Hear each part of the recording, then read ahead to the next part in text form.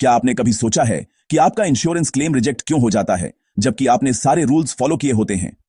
चलो इंश्योरेंस के बिजनेस को समझते हैं और पता करते हैं कि क्या कंपनीज सच में ना बोलकर प्रॉफिट कमा रही है। तो बात यह है, इंश्योरेंस कंपनीज बहुत सारे लोगों से पैसे इकट्ठा करती है, आपका प्रीमियम, और सिर्फ कुछ ही लोगों को क्लेम देती है। जितना कम वो क्लेम देती हैं, उतना ज्यादा प्रॉफिट कमाती हैं। इसीलिए वो हर क्लेम को बहुत ध्यान से चेक करती हैं।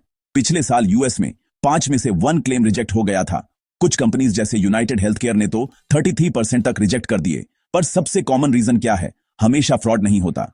असल में ये छोटी छोटी टेक्निकल बातें होती हैं, जैसे कोई डॉक्यूमेंट मिसिंग होना, देरी होना, या छोटी छोटी डिटेल्स जिनकी आपको परवाह भी नहीं थी। कभी कभी आपकी पॉलिसी में ऐसी वेग लैंग्वेज होती है कि एक्सपर्ट्स भी सोच में पड़ जाते हैं। और ये कुछ ऐसा है जो बहुत अजीब है। ज्यादातर लोग क्लेम रिजेक्ट होने पर अपील भी नहीं करते, 1% से भी कम। और अगर आप करते भी हैं तो भी चांसेस आपके खिलाफ होते हैं। कोई हैरानी नहीं कि लोग फ्रस्ट्रेटेड हैं। इंडिया की IRDAI जैसे रेगुलेटर्स के रूल्स हैं। इंश्योरर्स को रिजेक्शन का रीजन लिखकर बताना होता है और 30 दिनों के अंदर क्लेम सेटल करना होता है।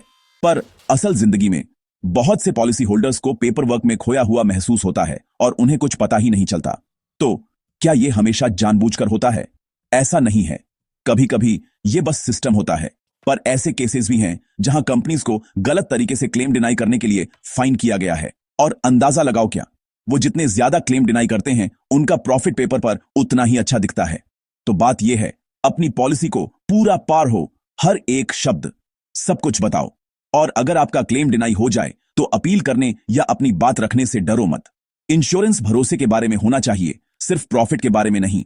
आप जितने ज्यादा अवेयर होंगे, इंश्योरर्स के लिए आपके पैसों से खेलना उतना ही मुश्किल होगा।